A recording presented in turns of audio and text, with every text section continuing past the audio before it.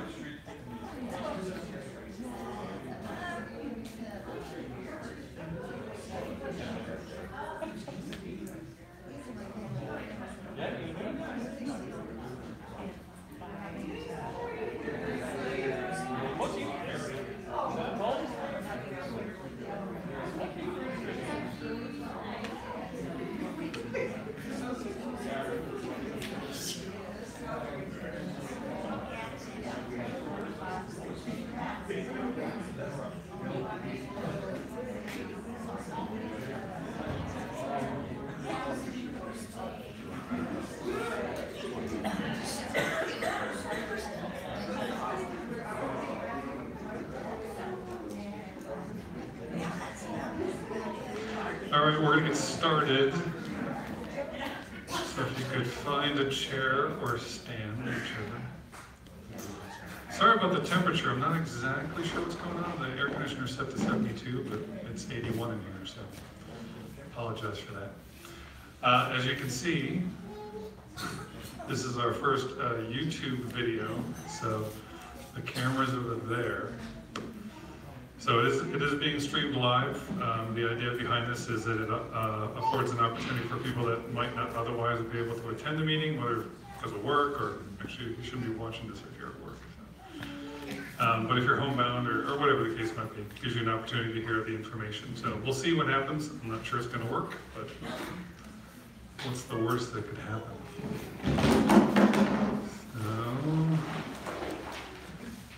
Okay, a couple housekeeping. Down the hallway are restrooms if you need those, and there's a small water cooler back there if you like some water.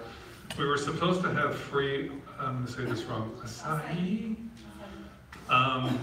but he never showed. So if you see him, maybe ask him where your free sample is.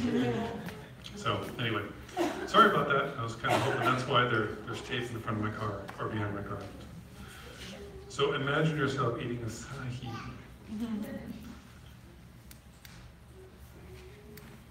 All right, so here's, oops, too much. It's too much, no, that's fine. So our agenda is good. We're gonna go through the election real quick, and then we have some Parks and Rec. Where's the Parks and Rec people? Okay. They're gonna talk to us about skate park options, and then Morgan's there. He's gonna talk to us about skate parks as well.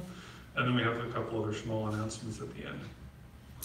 So, CNA elections are a big deal. There are elections that are held once a year, always at the May meeting.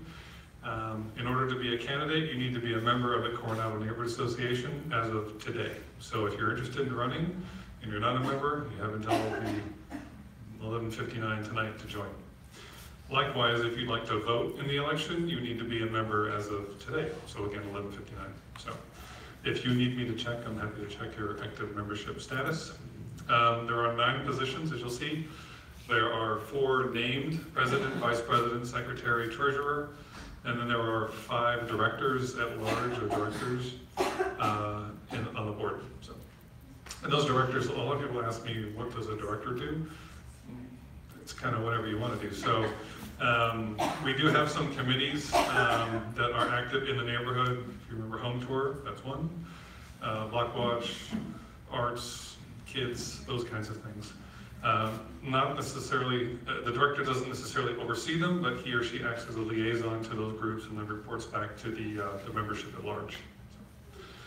So, the election will be held during the next meeting. It's actually going to take up the entire meeting because the process is really cumbersome and I haven't figured out how to get it to run smoother. So you have that to look forward to. As I said, today is the deadline. So if you want to vote or you want to run, it's really kind of an interesting and rewarding experience. I can tell you, as a president, I was VP for 2 years, and I was president. This is second term. The thing I like about it most is I feel like the board is the glue, if that makes any sense. So we have a lot of people in the neighborhood, a lot of doing some great things. To me, the board is the glue that holds that kind of all together and allows for some of the great things to happen. But it's also a platform by which we can tell our elected officials certain things. We have a pretty powerful voice. We have 4,000 households in the neighborhood, so when I or some of the board members go to these meetings, it's kind of a big deal. So if you're interested in that and you want to represent your neighborhood or your neighbors, this is a good way to do that. Any questions about the election? It's super exciting. Okay. Yeah, all right. So we have Julie and Nick here from the Parks and Rec Department. You guys come on. Now's the time. So this discussion started, as all good discussions, on Facebook. There was a lot of talk about when the Goodwar opened up, there was some skating going on there, and there's a lot of kids in the neighborhood skating, a lot of adults skating. So the idea was kicked around about what would be the feasibility of having a skate park in the neighborhood, probably Coronado Park, because it's the biggest. So I contacted Parks and Rec Department, and Cynthia was nice enough to send Nick and Julie over to sort of give us an overview about skate parks, but also talk a little bit about our Coronado pool. I know that's very beloved in the summertime, so I'll turn it over to you. Sure. I do. Cool. It's right there.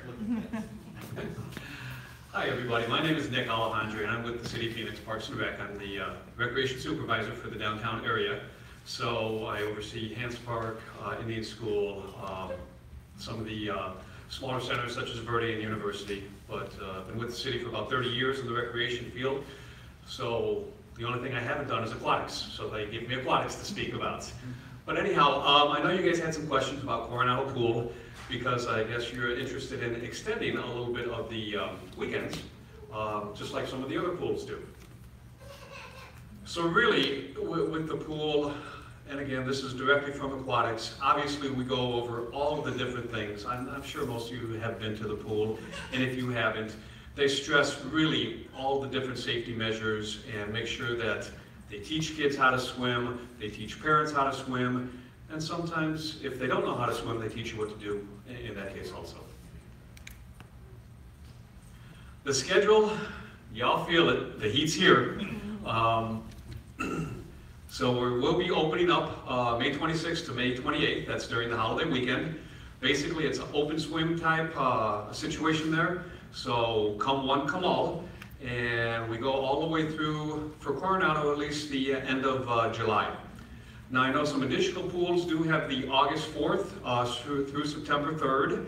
And the cost to run something like that, I know the $12,000 for 11 days sounds expensive, but to be quite honest with you, if you have a swimming pool, you know they're expensive. You know they take chemicals. Now your pool may not take lifeguards, but unfortunately ours are required to take lifeguards, pool managers, cashiers, and really the amount of chemicals, electricity, upkeep, I'm sure you know it's got to be pretty sky high, especially with our electric rates around here. But that's why it costs approximately about $1,000 a day for the 11 extra days. It's about $12,000. Sometimes we have different sponsors and grants that we do apply for as a city. Right now, the Cool Kids is one of the programs that comes in, and I believe that's a Cigna sponsorship. And so what that really does, it allows kids to swim for free. The adults, sorry, you still gotta pay. But it does allow the kids to swim for free, take some discounted lessons, and also provide some other activities to teach about water safety. We do have a couple of special events coming up in 2018. Sizzling Summer Pool Party. That's going to be on Saturday, July 7th. As it says, it is open to all ages. We usually have a DJ there, some music, a lot of different games. We will have some, I hope, hot dogs or pizza, but I know we will have one of the two, because you can't throw a kid's party without food. So we definitely include that for the afternoon. And skate parks. Julie is our expert in skate parks, so I'll let her take it over. Hi, my name is Julie Ebersol. I am the park supervisor for the downtown division and some of the parks that Nick mentioned. I oversee the maintenance operations, as well as several smaller parks, including Coronado Park, Monterey Park, Edison, several in the downtown area. Right now in the downtown division, we don't have a skate park. There was mention at one time or another that the Enhanced Master Plan may include a skate park, but as of right now, there is not one that exists. Your existing ones are in the West Valley, Desert West, Cesar Chavez around Baseline and 35th Avenue. And then we also have Pecos, which is up in the Ahwatukee area. And then we have Paradise Valley down at 52nd Street and around Union Hills area. Those are large skate parks, those are bowls. And then we have two small skate parks that were designed and implemented in the South Division that are micro skate parks. And those skate parks, one, Hermosa skate park is the one here in these photographs. This is Hermosa. And right now, we are estimating the size. I was trying to reach out for exact size, but we're estimating that size about 100 feet by 30 feet. And it's pretty successful. It's just kind of one of those micro skate parks. And then if we can go to the next slide. Could you back up for a second? No? Oh, I'm sorry. I thought he was going to switch chairs and go backwards a little bit. I'm looking for the Nueve. I guess Nueve's not on that one. I'm sorry. You can forward. Skate park rules and regulations. You know, the same regulations apply at both the large skate parks and the micro skate parks. And you can just read through that. But we take our skate parks pretty seriously. They're not exactly staffed. We do let people come skate on their own. We do have existing staff, but they're not out there at some of these parks watching every little thing. There's kind of skate at your own risk, right? And they're kind of set up like the basketball courts or the volleyball courts that are outside. And then if you want to go forward. Well, if you, yeah, I'm gonna make you back. Yeah, I'm sorry. I need that clicker. There we go. They're never gonna invite us back, you know that. So at the you know, these skate parks are not just for skateboarders, but at some of them, they're, bikes and roller skates, are not permitted, but we do have, there are some roller skaters out there at these parks, and it just depends on which park, that allows it. So there's, and I'm sorry, I don't have that information, but I do know that they do exist at some of them. Now you can go forward. So golf carts are not allowed. No. So far.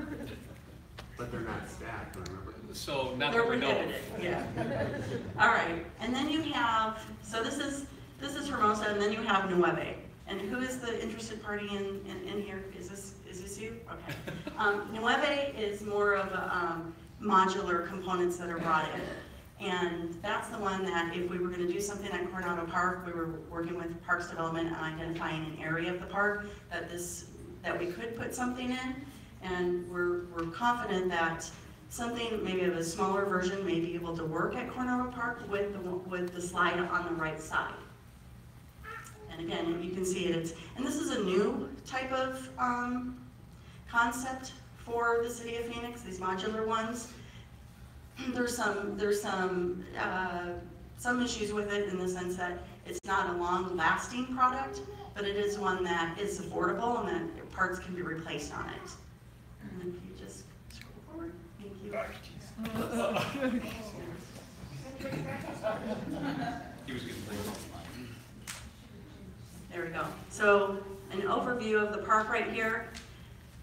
In the red rectangle, that's just south of the tennis courts, is the area that our Parks Development identified it as a spot that we could do a modular micro skate park.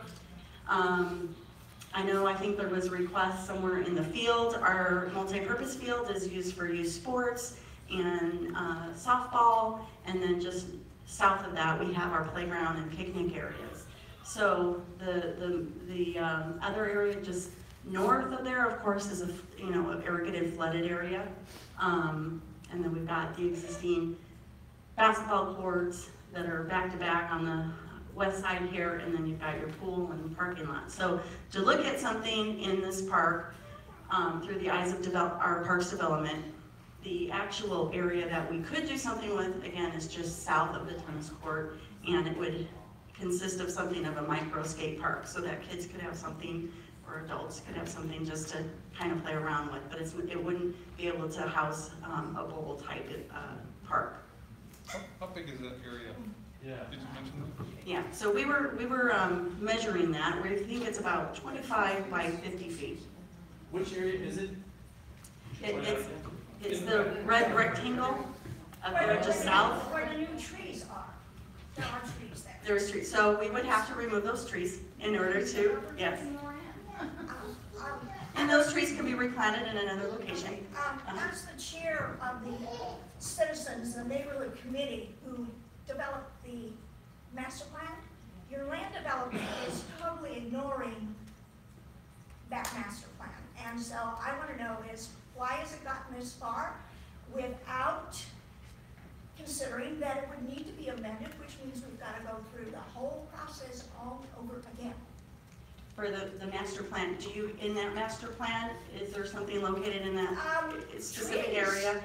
Well, and trees, to accommodate for. Well, obviously you have not looked at it, Julie. Well. And so I really think that if we spent well over between 2 and 5 years to develop that master plan, Sure. I think we need to pull it back out before you start any of this. And this is not, keep in mind, this is not something this is just your community reaching out to say, hey, we'd like to know if there's you never mentioned that there was a master plan and we need to look at that. And that master plan is in the hands of Parks Development. So if there was an issue with it, then at the time, but Parks, there is a master plan, but those always can be identified for room of improvement or change. But it needs to be And needs from the community. Sure. So nobody's saying that this is moving forward. This is just saying, if we were to do something, this is the identified area, that we possibly could do something of a, again, another, a micro And skate put park. next to an unfenced basketball court? Yeah, right. Yeah, and it's okay, you have your opinion, that's fine. No, I'm Yeah, just saying. yeah, I'm not coming here to tell you that this is gonna happen. This is not, this is, this is just somebody reaching out saying, how can we make, is this possible? What area of the park can we do something like that? And so as a result, we're looking at the park just to go, okay, if we were to do something like that, where would we identify in the park that we could, and what could we reasonably accommodate? And any improvements that we do to the park with amenities, of course, does require fundraising from citizens in the community. Like, does it require being approved first? Absolutely, it would have to go And through a not just, process. not just at Sure, those meetings, it yeah. has to go through the usual survey and Absolutely. all of that kind of stuff. I Absolutely. think we're just talking. Yeah, we're just talking. This is, we're not coming to you saying, this is gonna happen. No, but I've been on that position already. Sure. Baseball. Sure, I understand. And any trees that would be removed, most likely we would be able to replant in another location. And trees, sometimes that happens, there's event areas that we may have to, These are do young- some landscape young new changes. trees. I'm sorry? They are young, new Yes, trees. yes, yeah. And we've removed those before and planted in different areas. We don't really like to, if there was large trees there, it's not something we would probably necessarily do unless it was something in the master plan. But as far as locations goes, this would be the proposed area from our Parks Development team. How Yes. would that process work if people in the community decided that they did want to press forward and initiate something?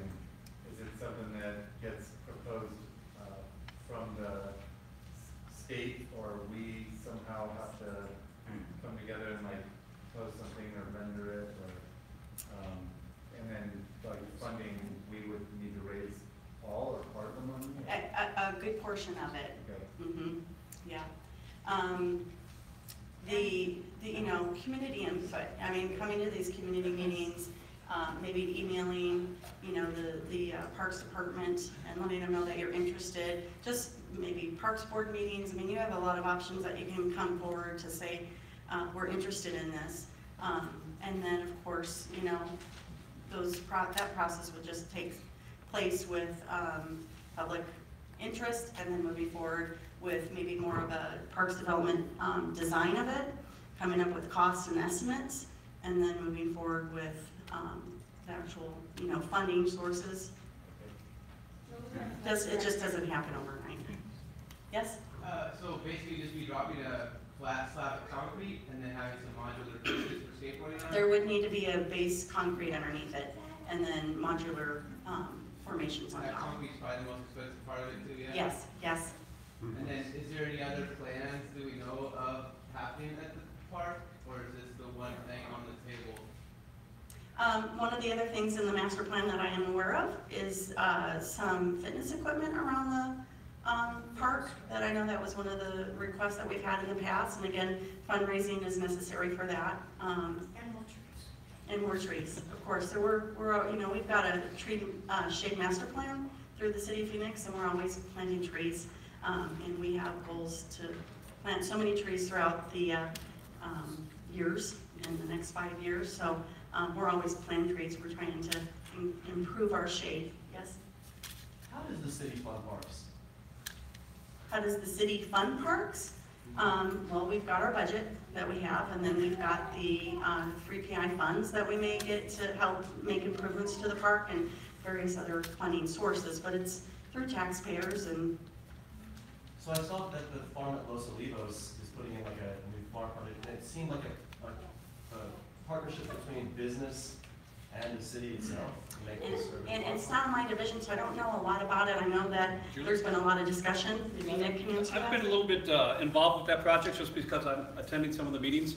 But the partnership, and you nailed it correctly, it is a true partnership. And to be quite honest with you, the city understands, and especially the Parks Department, we can't accommodate all these requests.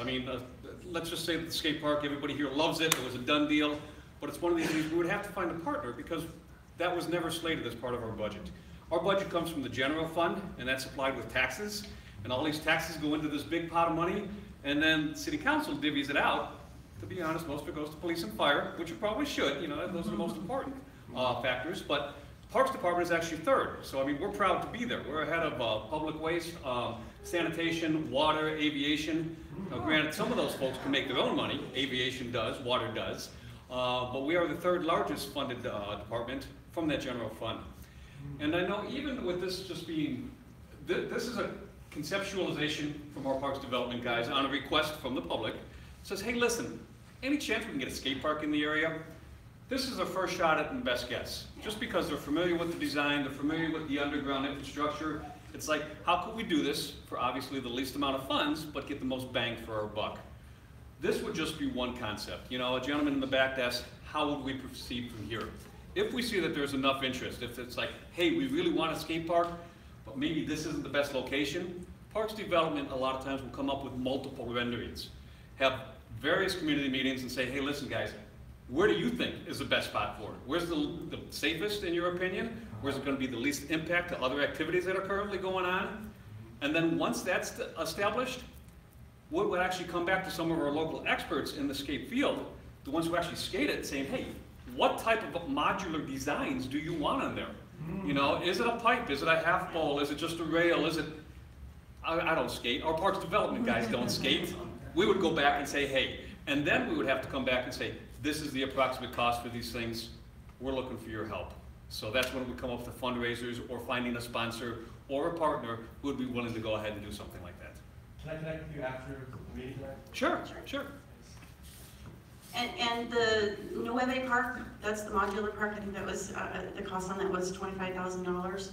And the majority of that came from the cost of the concrete pad.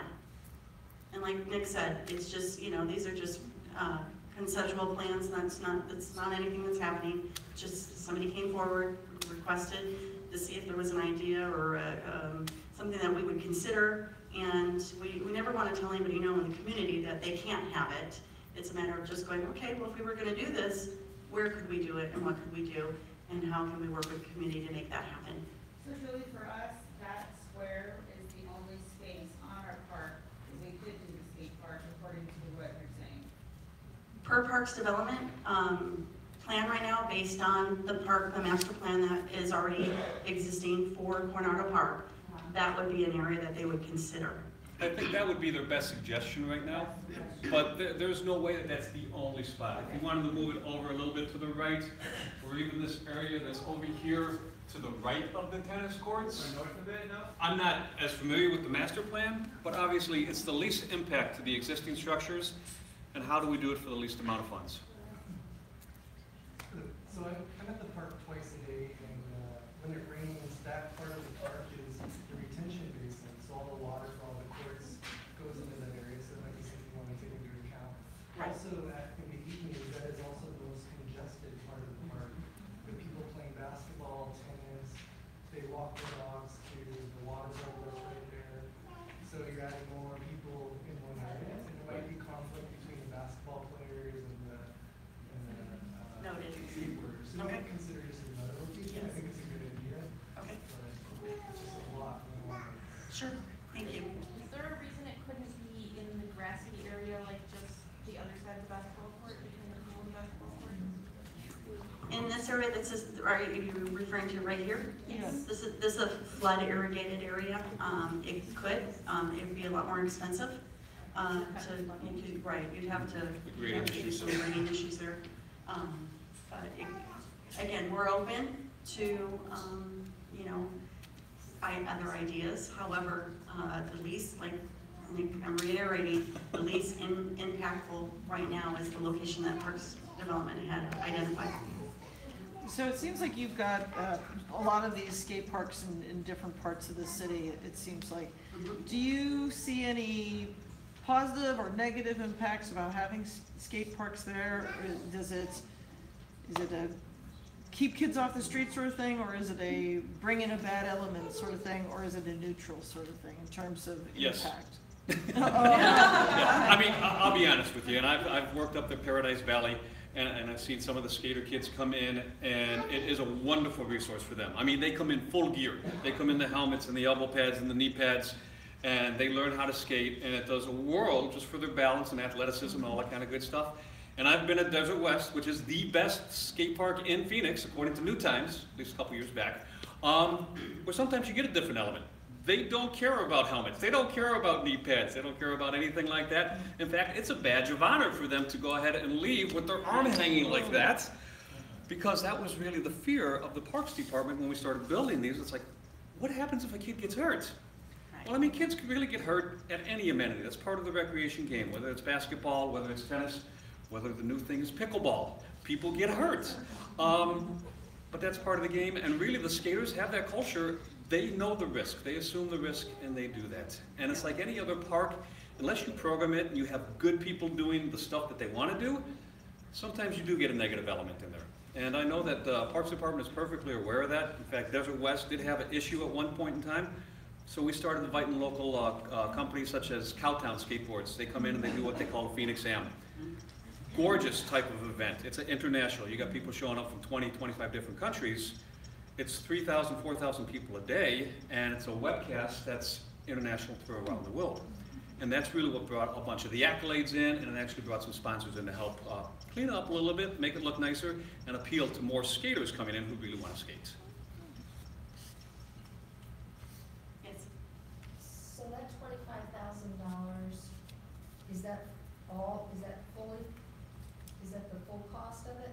That was for the materials that went into it, and probably some design engineering, design plans with it, yes. That was what. Yeah, that was a few years ago. Design and those costs can be, It eats it up quick. 25, 40%. Absolutely.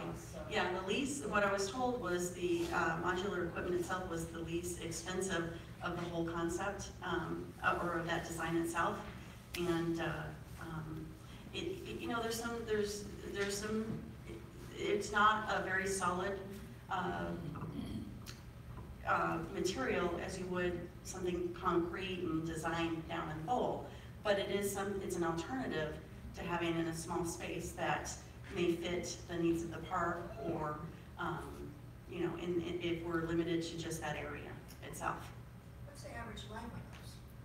Right now, it's a couple of years old, so right now it's lasting. They're probably a little wear and tear on it by now, but they know that these would have to be probably replaced in 5 or so years.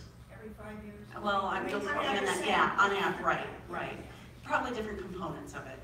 And we find, like anything else, you get what you pay for. When you see that it's a real good deal, then you got to replace it in 6 months, and if you bite the bullet. What the impact is, then that has to be put into your budget.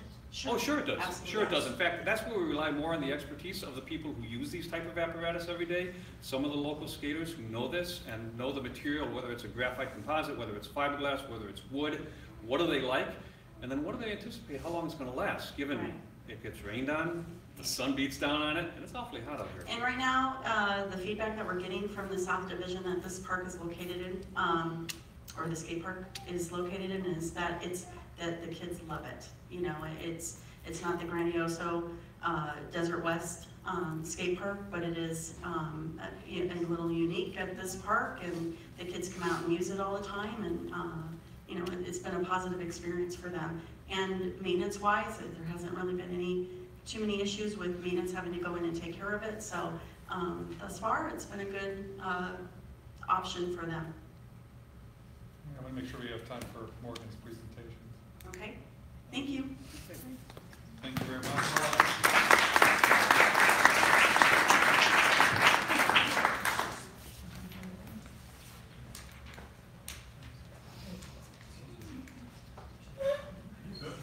All right. This is Morgan. He is your neighbor. Hi, neighbors.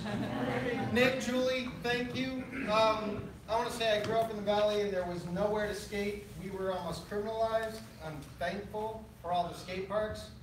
But as I go through this, I'm going to modify it a bit from what I was doing before. But happy there's skate parks. Most of them we have to drive quite a ways. I've been a resident here in Coronado for 6 years. I moved to Phoenix when I was what, in 1975.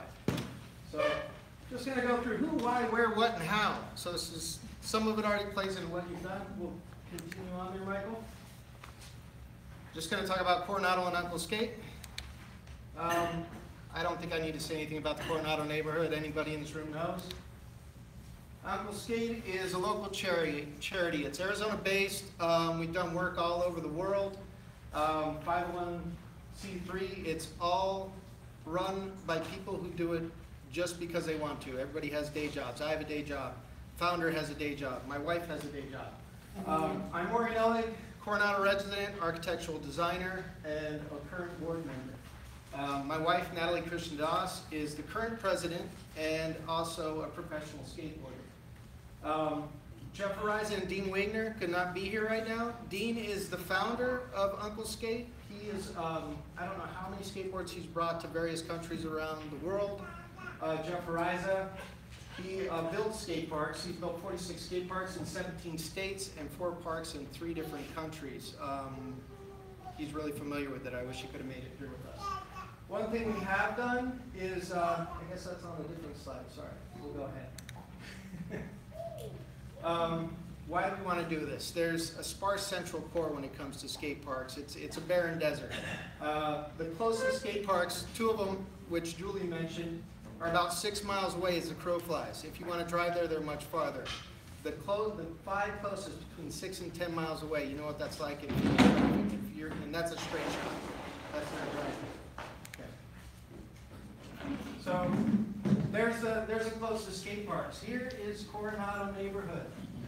So, you know, this is the edge of the Indian reservation. You get a sense of how far these things are spread out. It's like a donut around the city core. We'll go to the next one. Zoom in a little bit closer. These are the next closest skate parks. Desert West skate parks. Cesar Chavez, Hermosa, Dept. And then there's actually another one that is located. It's a Scottsdale skate park off McDowell and the Indian Bend Wash. All of them are pretty far from the core. There's nowhere to skate down here. How far away is the closest one? 6 miles as the crow flies. So one. I think it's, actually I think, yeah, Hermosa, which is 20th and Southern, I believe. But to get there, it's kind of a meandering route. It's more like 9 miles if you drive. Yeah. You get to drive a car. Pretty much. So where? Coronado Park. It's a diverse and tolerant neighborhood. We've got a lot of good people here, a lot of people that come from different nationalities, different religions, all kinds of different activities. We're a supportive group. We're right near the downtown core, and this park has very underutilized spaces. There's areas that we could build in that do not impact formal or informal areas. I know that last little bit of that, maybe just a few trees. There are ways to work around the trees if that is a stumbling block. We've also got a Coronado skateboard group. Go to the next. Kind of some various areas that I was looking at as possibilities. We got a sea of gravel out there and a couple palm trees. We could work around those palm trees. We've got about 12,000 square feet there. No impact to any sidewalks, any park program, informal or formal, except for maybe a junkie using that area. There's nobody that uses that area. If we worked around, I think we got what, 1 palm tree here? We could work around that. 2 is a little bit more problematic when it comes to trees, but there's nothing else that happens there. 3, huge space, but a lot of things happen there that are not formal park program. People do Tai Chi, they do yoga, they have different meetings, and there's a lot of trees. So we'd say 3 is an awesome size, but we wouldn't recommend doing a skate park there. So what is it? It's Coronado Skate Park. This is obviously way out of the scope that the city of Phoenix is thinking, but I always say go big and try to bring it down later. Oh, yes. So, there's nothing like this, and I don't even think there's anything like this in the state. So we'll just go through a couple of various elements. There's very small things, plazas, stairs, pyramids, smaller things to skate. They're kind of more street oriented. Go to the next one. Then we get to the bigger things like the bowls and the full pipes. These will attract people from quite a distance. And you got things like snake runs and pump tracks that are starting to show up in the skate parks as well. We'll go to the next. So kind of the how. Kind of basic skate park estimating is about $45 a square foot, what my buddy Jeff Ariza said. High end $60, low end 25. Yes, ma'am. And what about the noise for all the homeowners around the park? I don't think it's much noisier than a basketball game or the baseball games or the pool. On the rails and stuff, Yeah. it is noisy. It's got some noise. We are a city. If we don't give them a place to skate, they're gonna find a place to skate. When I was a kid, I used to get chased by the police and security guards all the time. I felt like a criminal because there wasn't a place for me to skate. Skateboard's going to the Olympics in 2020 and we still don't have adequate facilities. Like we have basketball courts at almost every park. We've got pools at a lot of parks. We got baseball fields. We got playgrounds. We got things for almost everything, but here's a new Olympic sport. It's hard to find a place to do it. So estimates, that first one, probably about $500,000 if it was gonna be a full-fledged skate park. Number two, which is about 20,000 square feet just to the east of the playground, it'd be just below $1 million. Some dollars. We'll go to the next. Currently, we've been allocating funds for different things. Right now, we just have $1,000. We're ready to put towards it. We're also ready to get active and start doing fundraising. We're really tied into the community. My wife has contacts basically internationally when it comes to skateboarding. We're willing to provide varying levels of design and construction help. A lot of design we can do basically for free, because that would be me. As far as construction, we could work some negotiated deals that it doesn't cost as much as what you would anticipate. But we think this is a good idea. We can find ways, I think, to negotiate all the voices that aren't happy about certain situations, find ways to accommodate them, and give somewhere for these kids to skate. Somewhere for maybe the Olympians of 2024 and 2028 to start practicing. That might be all I have. Any questions for Mark? Do you think it's all at once type thing, or do you think you could phase it in and do like a, you know what I mean, like start like Desert West, sort of develop over the years, right? I just wonder, is there a potential plan for that, or is it like, let's get $500,000 and whatever we can get that? We've talked internally in our charity about doing what we're calling skate spots, which is closer to the small skateboard plazas. I would recommend that we did concrete if we're going to do a small plaza, just because you do concrete right, 100 years later it's still there. You don't have to do anything with it. But if what made sense to get it going and there was a way to get funding moving, to phase it, I'm all for that. Yes? If people don't, I don't have a connection, but if people don't have an objection to like a large sponsor, you might be able to find a large orthopedic practice to slap. Just saying. It's true. We ended up partnering with people in, we worked with the city of Rocky Point. It took us about 5 years, spent I don't know how many hours and how much money of our own going down there, meeting with the mayor, meeting with the city attorney, meeting with the city engineer. Was able to secure 2 pieces of land from the city of Rocky Point that they earmarked for skate parks.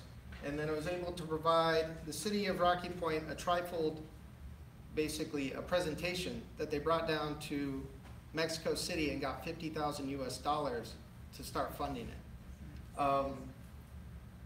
So what ended up happening, eventually other people moved in after we did most of the legwork.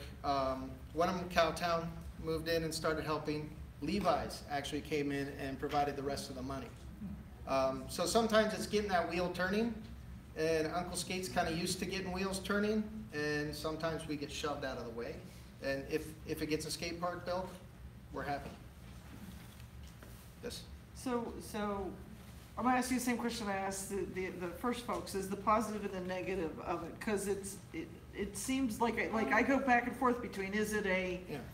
Is there a positive outcome for the community, like, or is a potential for noise and hooliganism and all that crap, or you know, or is there a way to manage it? Because is it one of those things that's not enough just to put the slab down and some rails and bars and things, that you have to have programs around it to make sure you don't get, because I don't think anybody wants that to be a place that all night long kids are hanging out and making noise and doing. A lot of the skate parks around the valley are fenced and they're secured after a certain time.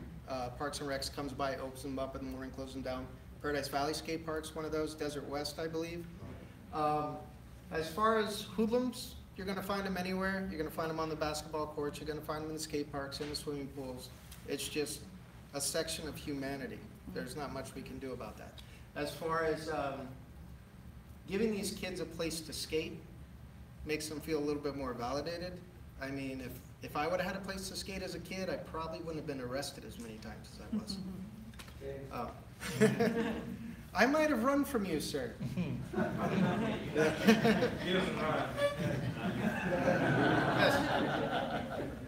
Well, you make a pretty good case for a skate park. Why hasn't there been a skate park already here? It's such a great thing. I don't know, if you look at the map, it's all at the perimeter, and I'm not sure why that is. Is it a money thing, or is it cost more to do that than a basketball court?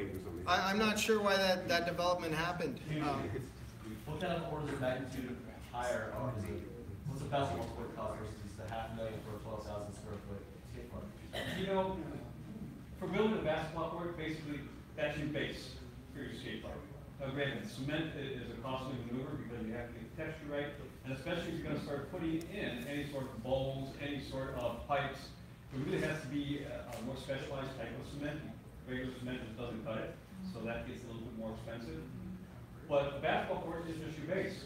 And if we built a skate park with just a base, no skaters would show up. And then you start adding all the amenities, and then you start adding the curves, and then you start adding the 3 dimensions, and that does pile up. I mean, realistically, you're probably talking, like you said, it was $1 million for a big court, and it probably is even a little bit more by the time you get through jumping through permits and city engineering and a lot of the extra stuff that we pay because we're a municipality to guarantee that they're as safe as possible. Where a basketball court is probably at that. If you have $100,000 probably in a basketball court, that's going to be a good court. So I think Morgan makes a really good point, which is there are a lot of kids that don't have the opportunity to skate somewhere, but there might be a lot of kids that have basketball courts. Is there an opportunity to maybe repurpose the basketball court to a skate court? I don't know if you don't want to get the reputation that you're stealing facilities away from another population. Agreed. So, I think there are more skaters than there are basketball players. that I don't know because basketball is almost standard. Yeah, basketball is like it's always like any park that's built, or just about any decent sized park, will have a playground component with it because we know that's a high demand type of item. We don't specifically budget for skate parks or swimming pools a lot of times, or for pickleball courts. Doesn't mean we don't build them, we don't get into that, but there really is more of a specialty type of demand. And as you see, we have 6 or 7 different skate parks, so we're happy to accommodate. But again, there's another little piece of the pie that we weren't originally anticipating. So Nick and Julie, is it funding is the issue? So if there's a way to get some grassroots going and start getting a green ball rolling? I mean, Desert West started that way. You know, Okay. Desert West is the same place that you are right now, but they started like in the early to mid '90s. Excuse me? Took a decade. It took a decade, and in fact, they are still working on that park to make it better. Yeah. While it's up to the status of international fame, because you do have riders coming throughout the world, and I've seen it over there, some of the contests, they always want to make it better. But once you get over the initial hump, and you get some of the designs, and you, like you said, you get the partnerships start coming in. I know when I was at Desert West, Vans gave us a check for $50,000 because they really wanted some special amenities over there for this new contest. The city said, okay, we're happy to accommodate, and in fact, they even matched that 50. So now all of a sudden that 50 becomes 100, and you get more bang for your buck. So it does take a while, and it really does take dedication from the people who want it. Persistence, man. Persistence. It's always persistence. It is persistence. If you know Laura and Trent from Cowtown, Yeah. they've been working at that park for probably 30 years, and I know they're not done yet. Yeah, and so if the city's open to it and we start, in a sense, mobilizing, having those conversations, trying to find avenues for funding, fundraisers, bringing in sponsors. I know the process takes a while regardless. Even if we came and said, here's $500,000, there's still a process. So I guess we can discuss that as we move forward. And if you want to, Yes, if you'd like to move, I can comply with master plans. I've done that in 43 cities. You're more than welcome to forward that, your conceptual plans, ideas and locations that you've looked at, to us, and we'll, we're gonna go back and share with with our administration, the feedback that was, brought forward today. And again, this is how anything gets started. It's just a conceptual idea. And of course, there's several meetings that would need to take place with the community to see what their input is, and there may be more that would like to come out at another date to discuss it further. But this is just, you're looking at just the beginning of this. Okay, great. All right, thanks, Morgan. Thank you.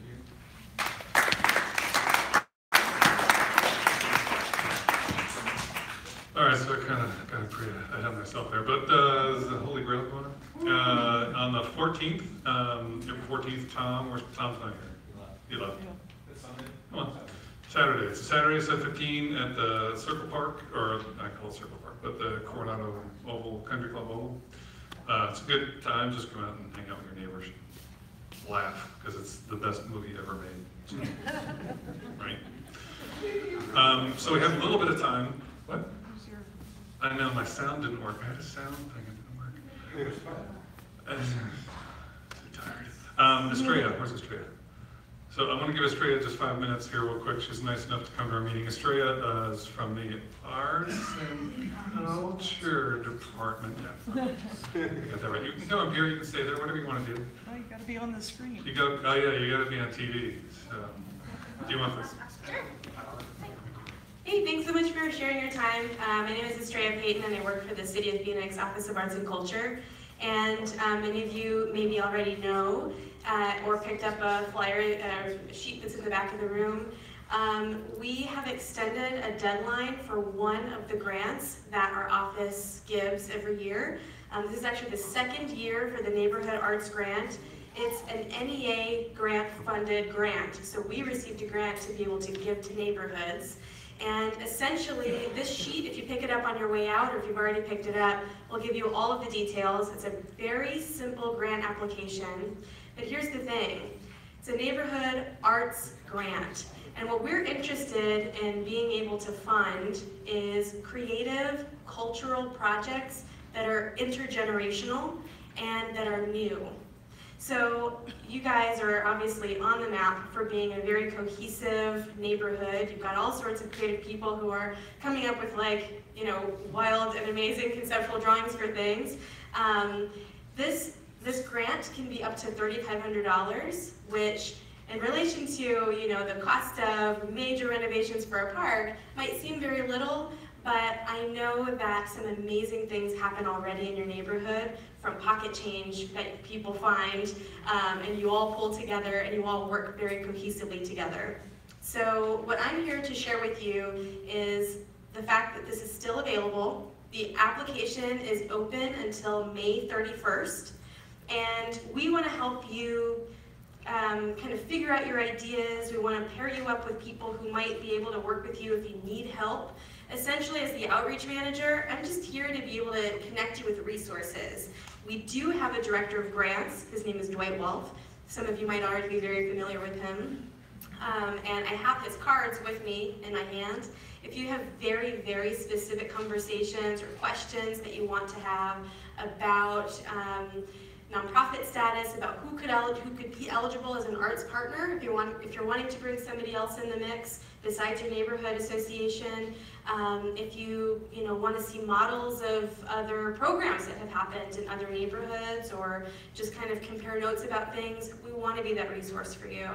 Again, my name is Estrella Payton, and I'm in the Office of Arts and Culture, which is on the 10th floor of City Hall, but I'm out and about all the time, so I'm happy to answer your questions. I have my cards as well as Dwight's. If you have questions right now about it, I'm going to spare you reading the material because it's very simple. You can read it on your own. But essentially, a brand new idea, something like a small art festival, something like a temporary or permanent piece of artwork that goes into your neighborhood, something like a porch concert series, something like something you need some money for. So we want to help you out. Thanks. It says, you said intergenerational. I think there's something that says kids or something. So there has to be a component to children in it? That's correct. Something that is accessible for all ages. So, for example, you know, having a concert with a beer garden that, you know, is only 21 and over, we couldn't fund that. You know, something where a young person, an older person could have access to it at any kind of access point. So it doesn't have to be a kids' art project, it just has to be something that's accessible Not to at all. families. And remember, this is an NEA, a National Endowment for the Arts funded grant. And so we love projects that are, you know, not just for kids, although we love to center youth because there's very few youth-centered programs that are arts and culture based that are outside of schools. Many schools don't even have them in the city of Phoenix. And so we like to be able to encourage that in projects. But if you've got a project for veterans, if you've got a project for seniors in your community, we want to hear those too. So think about, you know, the community members that are maybe in the margins, outliers that don't always get to have access to a lot of the programs that are offered in the city. Hi. Hi. I wonder about the concept art and like how open that is to interpretation, and specifically, like I was considering a pop-up repair cafe where we take our electronics apart and try to fix them. So I know a few older people that know how to, and I know a few younger people that should. That's interesting. That would be a broad sensibility for a creative project. We can talk more. Maybe if you have a proposal or something that we can review, I think for sure. Yeah. Anyone else? Thank you. Thanks, Estrella. And Cindy has some words to say. I have some words to say. I don't need to say them from the front of the room. In the back of the room on the table, I have left 2 flyers, one in English and one in Spanish for the Earth Day cleanup that's happening on McDowell Road. Again, it's our 2nd annual Earth Day cleanup. It's our 3rd cleanup. We're doing these twice a year. And so I understand we're going to be teaming up with some of our teams here with the Block Watch team. And maybe the Hoodlums may have some involvement as well. So, yes, English, Spanish, I have these digitally also. I can put them on the message board. I can send them to you, Michael. So we would love for you to come. It's 7:30 a.m. till 11 a.m. It's an early morning thing, so come. We'll have food, we'll have refreshments. It'll be a good time. We'll be cleaning the alleys on the north side of McDowell and the south side of McDowell from 12th Street over to the 51.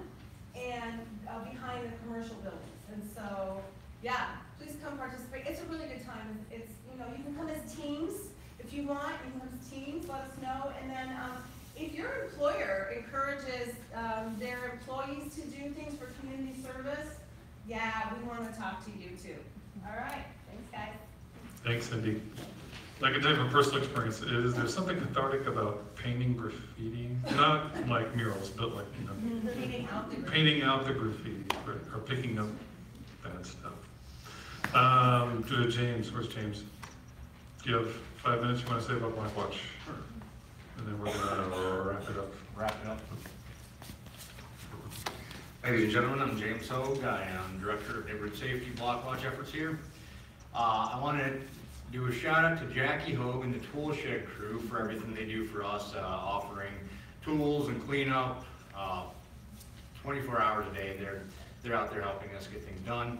Ivana has done a very good job coordinating the logistics of the maps and stuff. I want to say thank you for that. We are outreaching a lot with Trellis to do commercial outreach and getting the neighborhood cleaned up. Recently, there's been businesses over on the East Coronado section that have said that there's been some problem areas.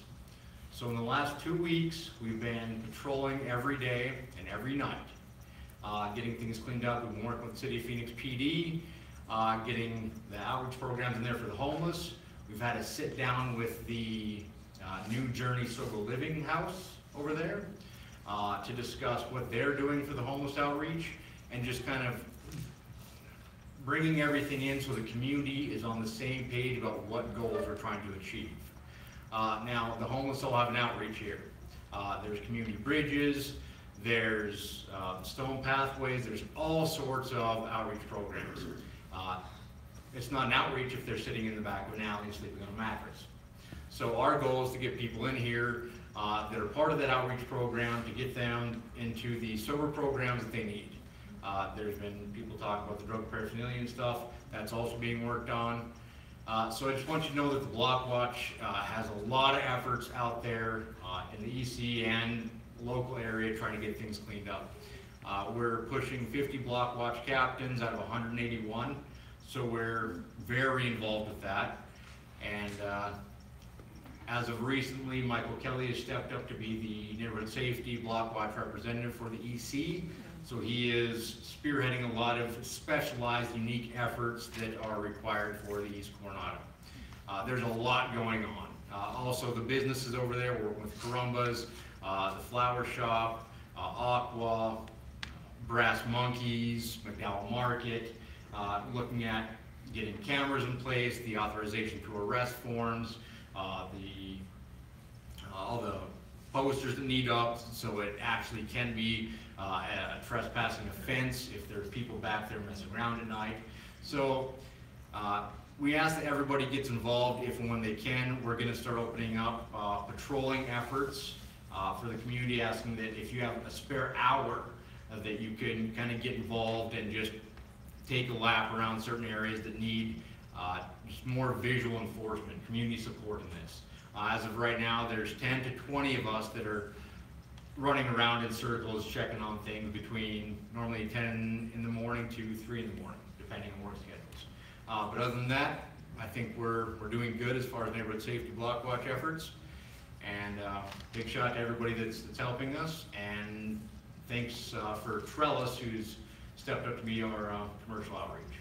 So any questions about block watch and neighborhood safety? No? Good. Yeah. Okay. Thanks. All right. Thank you. Thanks, Dave. I think that's it. This one's for you, Mr. Logan. So, as I said, May 3rd. Oh, no, that's Mike has something.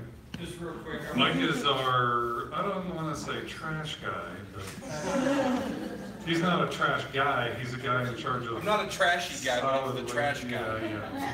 Oh, that's right. You're welcome. Thanks. I wasn't able to make it last month. There were 2 alley relocation surveys that had gone out the month prior. Both of them, I believe, had failed. One of them we didn't get enough response back, and the other one we got enough response back, and it was no. So that pretty much put a kibosh on that. The alley between Dayton and 11th Street, sure. Palm to Monte Vista. Yeah. That alley used to be a bulk trash only alley. Last month it was converted to a non-serviced alley at all to make it coincide with the rest of our non-serviced alleys. So we're trying to get away from the bulk trash only alleys, which turn into dumping grounds when people see stuff out there. So that was it. Oh, did you ever, no? No, okay, I thought that was like a code.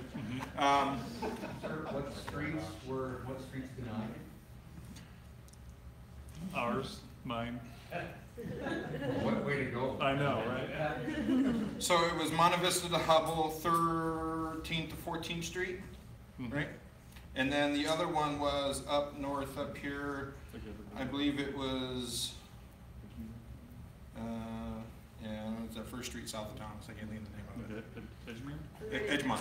Edgemont. I believe it was from 16th Street to like 14th Street. I think that's what it was. Is there more requests being sent out as of right now?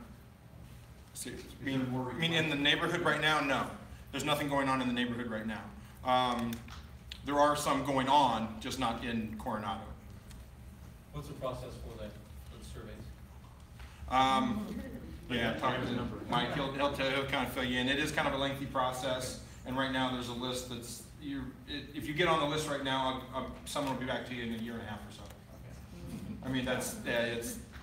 But you gotta start somewhere. Yeah, you have to start someplace. Before we had our home tour, we got a dumpster put Mhm. out, and everybody could just come and dump want to say that was put on through NSD, correct? That is correct. Yeah, NSD brought that out. So if you, whoever your contact is at NSD is at We least. can make that happen. Yeah. Because there were so many people, I mean, that thing could have been refilled like 30 Yeah. times over. In my master plan, I have a trash scavenger hunt in my brain that I'd like to do. Right. Of course you did. Of course I do. Of course you did. Is bulk trash over here? You are in area 3 here? Yeah, it's just And I finished. believe they're in 5 right now, so the answer to your question is yes, they were here a couple weeks ago. Next one's in June, June 2nd. Right about the time it starts getting hot and humid. The neighborhood is actually in 2 different zones, yeah? Because on the other side, on 16th Street, like on the other side, we're on another side. 16th Street and like Oak and that? Yeah, I mean, because I live on 19th Street and Granada, and like we are like on different schedule than these. Yeah.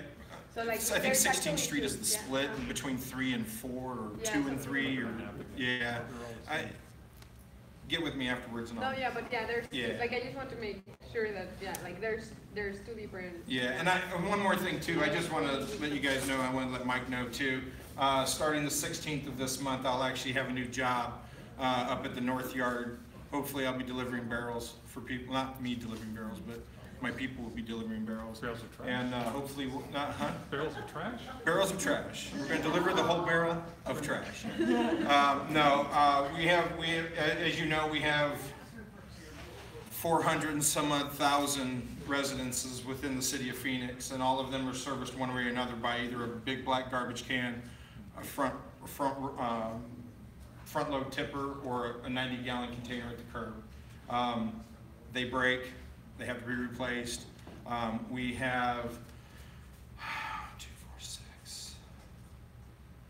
We have 10 guys that deliver all of those barrels every day.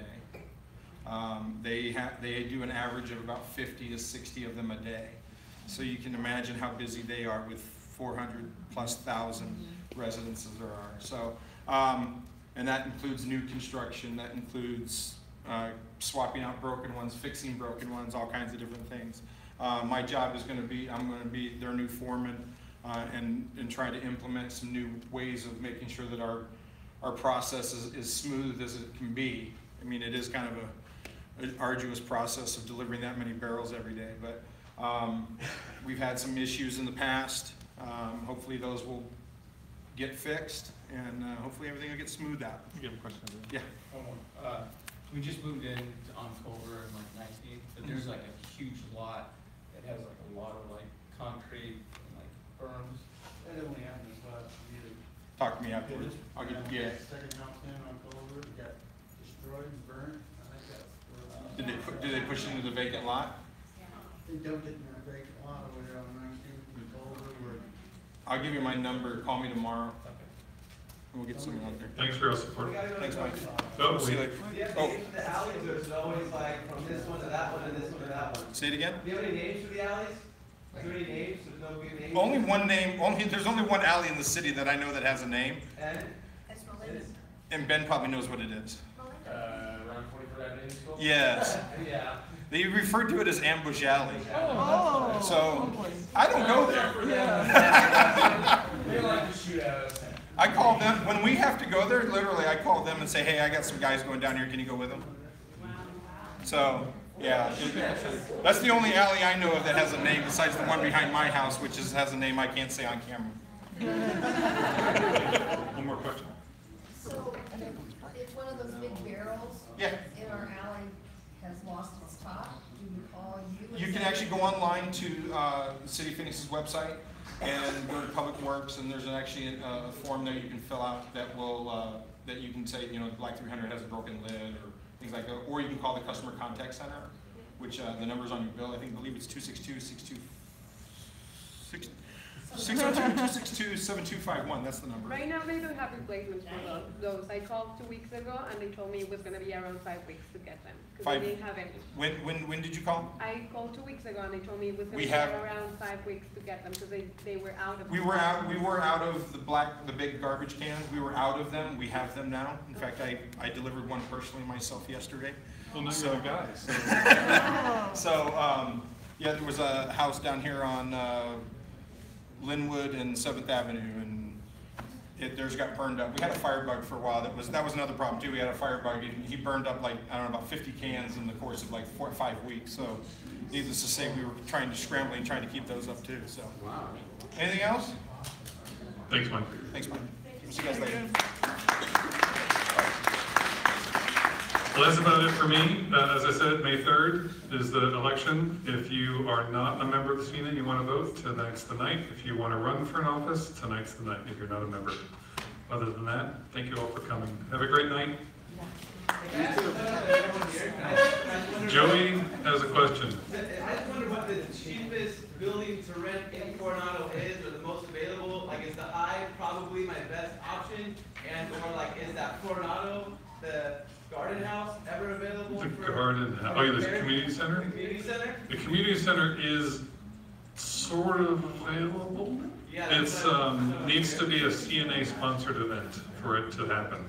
So, like, if a random person wanted to rent it, you can do it. It's a little bit challenging. Like a repair cafe, that's what I want to try to do somewhere. Potentially. My living room. Thank you.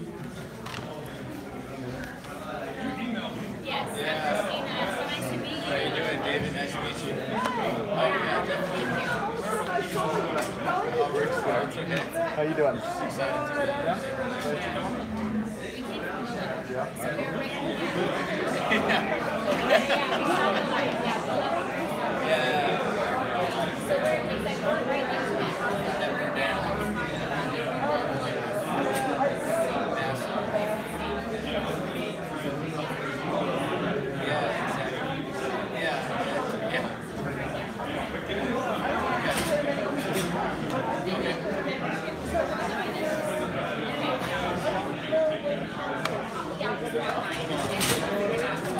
Nice meeting you.